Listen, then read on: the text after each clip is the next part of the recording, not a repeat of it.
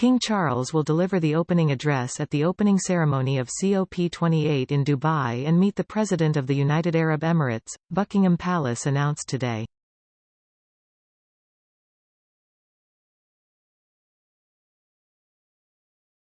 Charles will join Sheikh Mohammed bin Zayed Al Nahyan tomorrow before delivering the opening address at the World Climate Action Summit on Friday.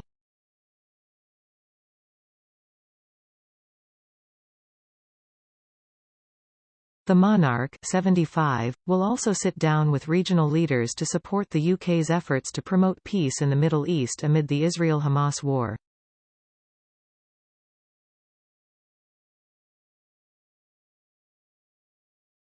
Charles missed Cop27 in Egypt last year following advice from the government while Liz Truss was Prime Minister, despite it being widely reported that he had hoped to attend in person.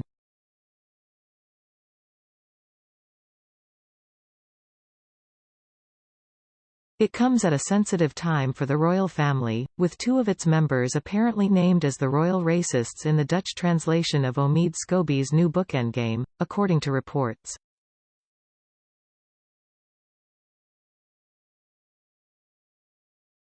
Dutch royal journalist Rick Evers revealed on ITV's Good Morning Britain that the first name was very specific, while the second one was a little bit vague.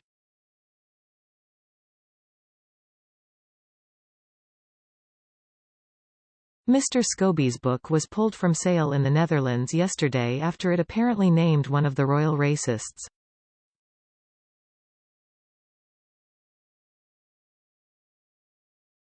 The author's Dutch publishers said they had been ordered by U.S. bosses to put sales on hold at the 11th hour.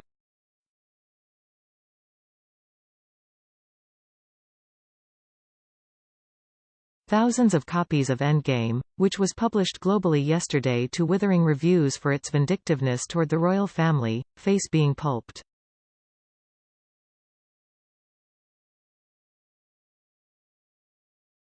In the English-language edition, Mr. Scobie does not name the royal accused by Meghan of expressing concern about the skin color of her future son Archie.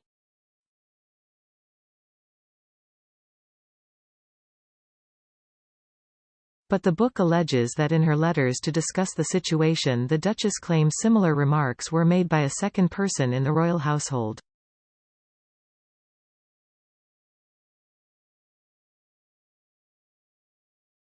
In the English version, Mr. Scobie says he knows the names of both individuals but laws in the United Kingdom prevent me from reporting who they were.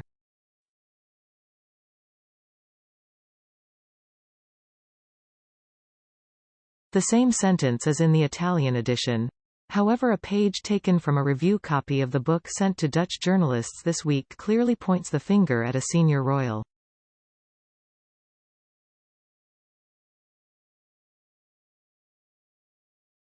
Referring to the letters discussing the issue, it reads dramatically, "But in those private letters an identity was revealed and confirmed. The Mail has redacted the name concerned and will not be repeating it."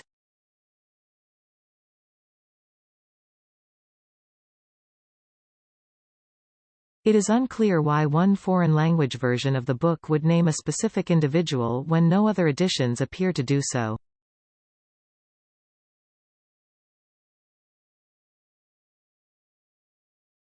And it should be stressed that there is no evidence the claim itself is even true.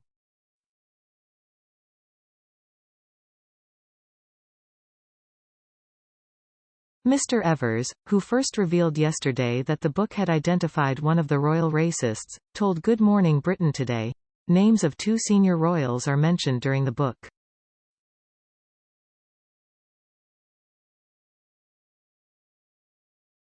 Host Richard Madeley then asked, "Can I be clear about this, there are two names in the book?"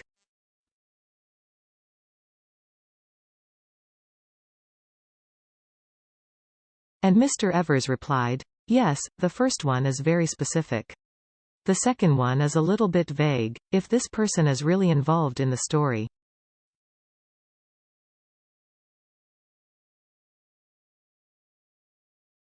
But the first one is very clear and the official way was that it was a translation issue.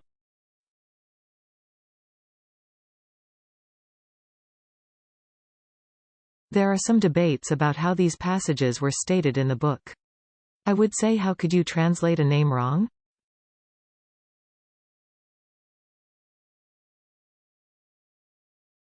Buckingham Palace revealed more details of Charles' trip to Dubai in a briefing note released this morning.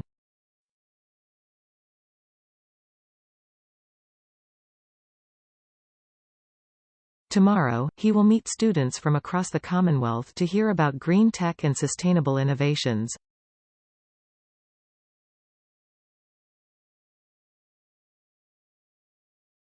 He will later join a Commonwealth and Nature reception, hosted jointly by the Commonwealth Secretariat and the Circular Bioeconomy Alliance, CBA.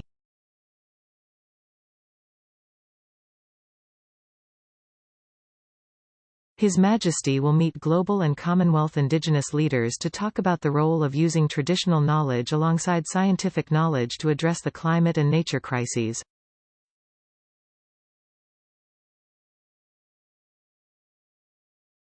Afterwards, Charles will meet female climate leaders working to address climate change and representatives from small island states that are threatened by sea level rises.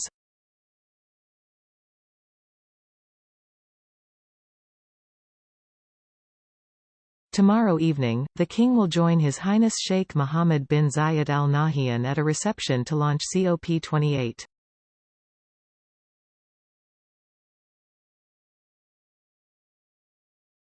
As Prince of Wales, Charles spent decades passionately campaigning on green and environmental issues.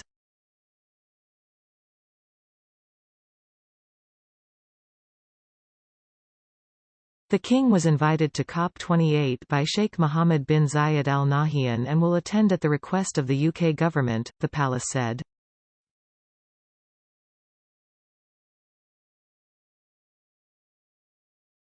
Cop28 has already been overshadowed by leaks suggesting UAE officials used the UN climate change talks to push for lucrative new oil and gas deals.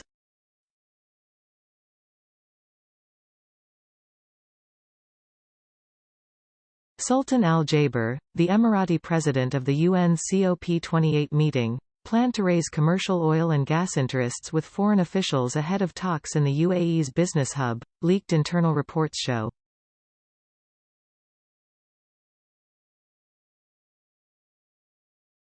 They are the latest claims to cast doubt on whether the talks will boost efforts to cut emissions of planet heating gases, or are more akin to a public relations exercise for the Gulf petro-monarchy.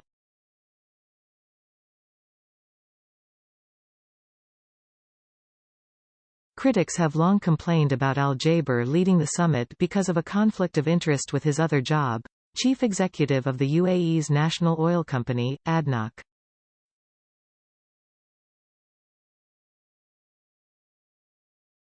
ADNOC reportedly has aggressive expansion plans that will raise carbon emissions, while state-run UAE oil and gas fields flare gas almost daily despite decades-old agreements, it is claimed.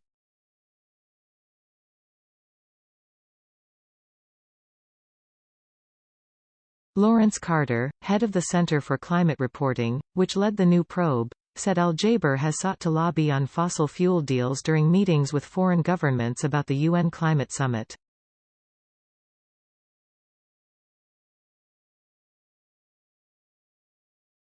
The leaked documents include more 150 pages of preparatory briefing notes for meetings held by Al Jaber between July and October.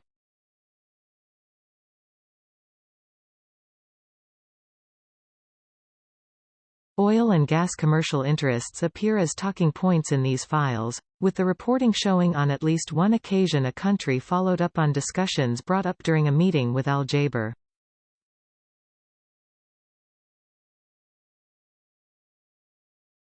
The report, produced with the BBC, describes Al Jaber planning to lobby Brazil's Minister of the Environment and Climate Change Marina Silva to help push through ADNOC's bid for Brazilian petrochemical firm Braskem.